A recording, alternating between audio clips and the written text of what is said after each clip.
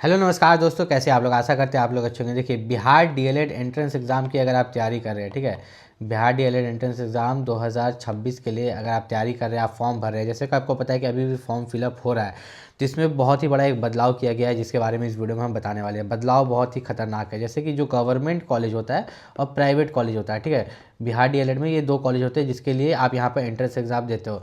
तो private college में तो उतना चल जाता है, सेटिंग वोटिंग हो जाता है, पता नहीं।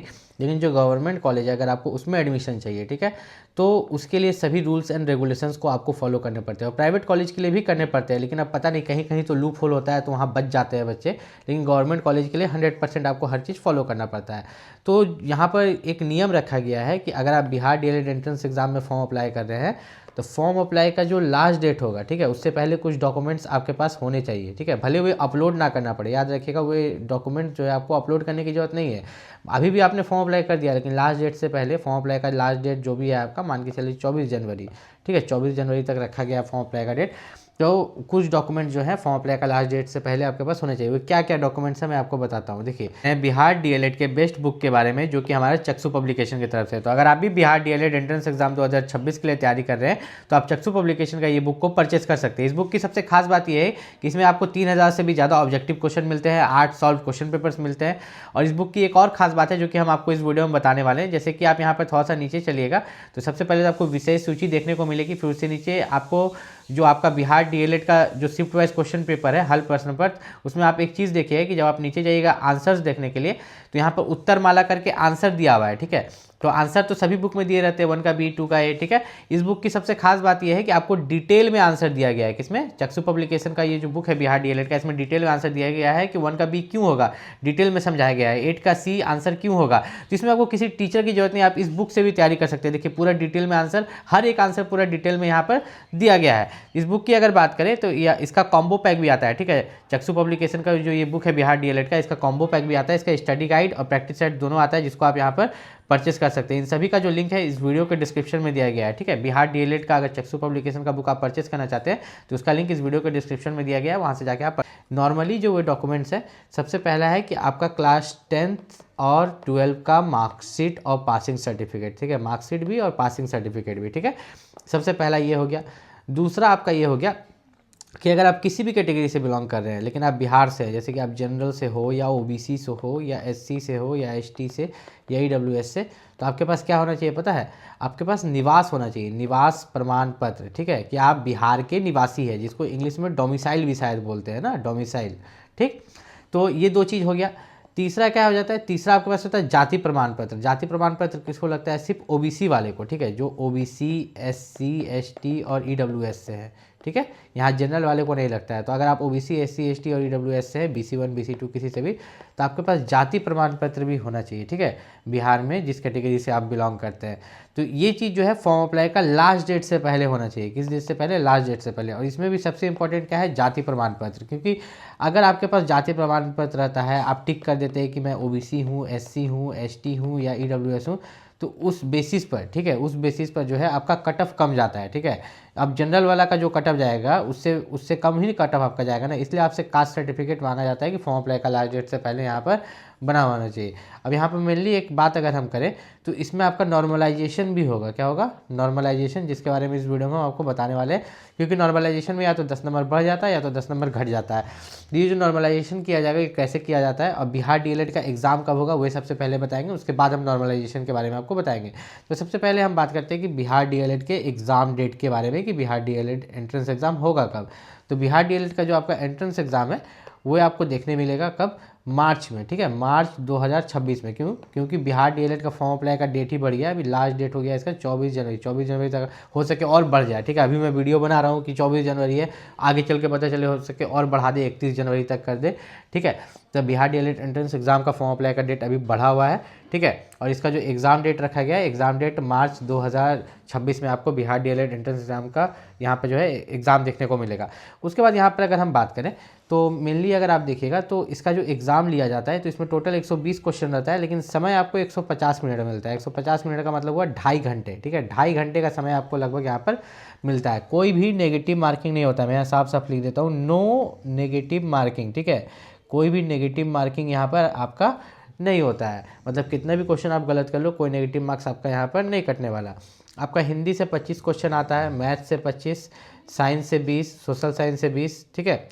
और यहाँ पर इंग्लिश से देखिए, इंग्लिश आपका यहाँ पर 20 रखा गया है, यहाँ ऑप्शन नहीं दिया गया है इंग्लिश हिंदी। तो अगर आपका इंग्लिश कमज़ोर है तो आपका ये 20 मार्क्स छूट सकता है, याद रखिएगा। यहाँ ऑप्शन दिया है कि हाँ हिंदी और उर्दू में ऑप्शन दिया है, ठीक है। या तो आप हिंदी का दे सकते हैं या तो उर्दू का दे सकते हैं, लेकिन इंग्लिश में वो ऑप्शन आपको यहाँ पर नहीं दिया है। फिर आपका मैथ्स और साइंस बहुत मजबूत होना चाहिए, ठीक है। आपका जो मैथमेटिक्स है और साइंस है ये बहुत मजबूत होना चाहिए, इसलिए क्योंकि मैथमेटिक्स से 25 क्वेश्चन है और साइंस से आपका 20 क्वेश्चन है। तो टोटल अगर हम यहाँ पर बात करें कि सरकारी कॉलेज के लिए आपको कितना मार्क्स लाना पड़ता है और प्राइवेट कॉलेज के लिए आपको कितना मार्क्स लाना पड़ता है, तो ध्यान से समझिएगा। सबसे पहले हम यहाँ पर बात करते हैं गवर्नमेंट कॉलेज के बारे में। तो गवर्नमेंट कॉलेज के लिए जो आपका मार्क्स लाना पड़ता है, ठीक है, गवर्नमेंट कॉलेज के लिए वो कितना रहता है, वो लगभग आप मान के यहाँ पर चलिए कि 120 में से 90 प्लस। मैंने पहले भी बताया, मैं इस बयान को नहीं बदलूंगा, कि अगर 120 मार्क्स में से आप 90 प्लस मार्क्स लाते हैं तो आपको जो है सरकारी कॉलेज मिलने के चांसेस बढ़ जाते हैं। लेकिन अगर आप यहाँ पर प्राइवेट कॉलेज तो आपको 70 मार्क्स पर मिल जाता है, उसमें कोई दिक्कत यहाँ पर होता नहीं है। जैसा मैंने बोला था नॉर्मलाइजेशन के बारे में बताऊंगा तो बताऊंगा, लेकिन उससे पहले मैं बता दूं फॉर्म फीस 960 रुपये है, सिर्फ SC ST और दिव्यांग के लिए 760 रुपये है, कोई ज़्यादा अंतर यहाँ पर है नहीं, ठीक है। उसके बाद नॉर्मलाइजेशन की देखो 35% यहाँ पर प्राइवेट कॉलेज जो पूछ रहा था कितने मार्क्स पर मिलेगा, तो 35% पर, ठीक है। मिनिमम क्वालिफाइंग मार्क्स 35% है, उस पर आपको जो है, और वो भी किसके लिए, यहाँ पर अगर बात करें तो 35% और श्रेणी और यहाँ पर लिखा आरक्षित श्रेणी के लिए उम्मीदवार के लिए 30%। चलिए एक चीज़ मैं आपको और बहुत इसमें गुड न्यूज़ आपको दे देता हूँ, 35 और 30। देखिए अगर आप जनरल कैटेगरी से हैं, ठीक है, अगर आप जनरल कैटेगरी से हैं तो आपके लिए 35% है क्वालिफाइंग, ठीक है। और अगर आप OBC SC ST या EWS है तो आपके लिए 30% है क्वालिफाइंग। किस चीज़ में, ध्यान से समझिएगा। आपका जो एग्ज़ाम हो रहा है 120 क्वेश्चन 120 मार्क्स का, तो प्राइवेट कॉलेज के लिए, ठीक है, अगर आपको सिर्फ प्राइवेट कॉलेज में एडमिशन चाहिए तो उसके लिए क्वालिफाइंग मार्क्स बता रहे हैं। तो यहाँ पर 120 का आपको 35% लाना है, ठीक है, जनरल है तो। रिजर्व कैटेगरी से हैं तो 120 का आपको यहाँ पर 30% लाना है, ठीक है। रिजर्व कैटेगरी का तो आप ऐसे ही निकाल लीजिएगा, 0 0 गया, 0 0 गया, 12 3 36, मतलब मात्र 120 में अगर 36 नंबर ले आ रहे हैं तो प्राइवेट कॉलेज में भी आपको एडमिशन मिल जाएगा। 36 से कम ला रहे हैं तब नहीं मिलेगा, अगर आप OBC SC ST EWS से। लेकिन अगर आप जनरल से हैं तो फिर 35% आपको लाना होगा, कितना, 35%। आपका 0 0 इधर गया, ठीक है। इधर अगर हम देखें तो यहाँ पर जो आपको मार्क्स लगभग जो लाना पड़ रहा है तो ये 36 से यहाँ पर ज़्यादा ही होगा, ठीक है। उतना कैलकुलेशन अभी हम लोग नहीं कर रहे हैं, हम लोग आगे बढ़ते हैं। आगे इस चीज़ के लिए बढ़ते हैं कि आपका जो मेनली नॉर्मलाइजेशन है, नॉर्मलाइजेशन कैसे होता है वो आपको एक्सप्लेन कर देते हैं। ऐसे यहाँ पर बता दें कि 120 का आपका जो है 35%, ठीक है। तो यहाँ पर अगर हम देखें तो 1 0 गया, 1 0 गया, ठीक है। यहाँ पर आपका 2 6 12 हो गया, यहाँ पर 2 5 10 हो गया, ये 5 7 35 हो गया, 7 6 42। मतलब 120 में से अगर आप 42 मार्क्स ला रहे हैं, आप जनरल कैटेगरी से है तो आपको प्राइवेट कॉलेज में एडमिशन मिल जाएगा। और रिजर्व कैटेगरी से है तो मात्र 30%, 35% भी नहीं, मात्र 30%। अभी नॉर्मलाइजेशन का खेला क्या होता है, देखिए नॉर्मलाइजेशन में क्या होता है ना, कि किसी का 10 नंबर बढ़ जाता है, किसी का 10 नंबर घट जाता है, ठीक है। नॉर्मलाइजेशन में मैंने अक्सर देखा है किसी का 10 नंबर बढ़ गया, किसी का 10 नंबर घट गया। ये होता कैसे है, देखिए जैसे बिहार DLED का एग्जाम मैंने बोला मार्च में होगा, अगर मार्च में हो ही जाता है, ठीक है, ज़्यादा डेट फॉर्म अप्लाई का नहीं बढ़ता है, तो एक चीज़ का याद रखिएगा कि लगभग 1 महीना तक एग्ज़ाम चलता है, या मतलब 20 से 25 दिन तो एग्ज़ाम चलता है। तो 1 महीना ही मान के चलते हैं, लगभग 1 महीना एग्ज़ाम चलता है। और हर डे, जैसे पहला दिन रहेगा तो हर दिन 3 शिफ्ट में एग्ज़ाम होगा, ठीक है। मान लीजिए सुबह होगा, दोपहर होगा और शाम के शिफ्ट में होगा। तो ये 3 शिफ्ट में जो एग्ज़ाम होता है, किसी शिफ्ट में इजी क्वेश्चन आ गया, पहला शिफ्ट में सुबह सुबह इजी क्वेश्चन आ गया, दूसरा वाला में हार्ड आ गया, और फिर यहाँ पर इजी आ गया। अब इसमें ये लोग कोई फार्मूला वार्मूला लगाते हैं, मैंने तो जो फार्मूला को गौर किया उसमें वो लोग एक्यूरेसी को भी मैटर करता है, ठीक है, कि आपने कितने क्वेश्चन टिक किए और कितने क्वेश्चन सही हुए। जैसे इजी शिफ्ट है तो आपको 5 नंबर बढ़ेगा, हार्ड शिफ्ट है तो 10 नंबर बढ़ेगा, इजी शिफ्ट है तो 5 नंबर बढ़ेगा, इस तरह से रहता है। और कभी कभी इजी शिफ्ट में -5 या -10 क्यों हो जाता है, नंबर घट क्यों जाता है, मैं आपको बताता हूँ। मैंने जिस चीज़ को गौर किया, कोई बताता नहीं है, कोई बड़ा बड़ा टीचर ये चीज़। जैसे कि 120 क्वेश्चन है, 120 क्वेश्चन में अगर आप 120 अटेम्प्ट कर देते हैं लेकिन आपका 40 गलत हो जाता है, मतलब 80 सही हुआ, तो इसका कोई नेगेटिव मार्किंग तो नहीं कटेगा, ठीक है, कोई नेगेटिव मार्क्स नहीं कटेगा। लेकिन नॉर्मलाइजेशन के तहत आपने जो 40 गलत किया है, ऊपर से इजी शिफ्ट में किया है, तो वहाँ पर वो लोग -10 कर देता है, कोई फार्मूला लगा के 70 कर देता है, ठीक है। ये नॉर्मलाइजेशन के तहत होता है, नेगेटिव मार्किंग के तहत नहीं, नॉर्मलाइजेशन के तहत, ठीक है।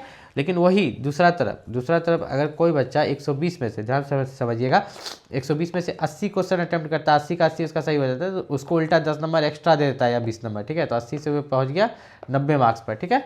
समझ में आ गया। अगर आप गलती कम कीजिएगा और आपका हार्ड शिफ्ट रहेगा, क्या रहेगा, हार्ड शिफ्ट रहेगा, तो आपके मार्क्स बढ़ने के चांसेस यहाँ पर ज़्यादा रहते हैं। आपका बिहार डीएलएड 2026 एंट्रेंस एग्जाम निकालने के बाद आपको सीटीएट या एस्टेट देना पड़ता है, ठीक है। सीटीएट होता है सेंट्रल टीचर एलिजिबिलिटी टेस्ट और एस्टेट होता है स्टेट टीचर एलिजिबिलिटी टेस्ट, ठीक है। एस्टेट सब स्टेट के लिए अलग अलग होता है, जैसे बिहार का टेट अलग होता है, झारखंड का टेट अलग होता है, यूपी टेट अलग होता है, जिससे कि आप प्राइमरी टीचर बन सकते हैं क्लास 1 से लेकर 5 तक के लिए, ठीक है। जैसे आप डीएलएड कर रहे हैं तो आपको ये चीज पता होगा कि आप प्राइमरी टीचर बन पाएंगे। प्राइमरी टीचर का जो प्राइवेट में सैलरी होता है बहुत कम होता है, 10,000 से स्टार्टिंग होता है और 50,000 रिटायरमेंट तक जाता है, ठीक है, प्राइवेट स्कूल में, ठीक। लेकिन अगर आप सरकारी स्कूल में जाते हैं, सरकारी स्कूल में अगर आपका सिलेक्शन हो जाता है, जैसे केंद्रीय विद्यालय, नवोदय विद्यालय या बिहार के सरकारी स्कूल में या आपके स्टेट का जो भी सरकारी स्कूल है, तो उसमें आपकी स्टार्टिंग सैलरी ही 50,000 होती है और रिटायरमेंट आपका 1.5 लाख पर होता है, ठीक है।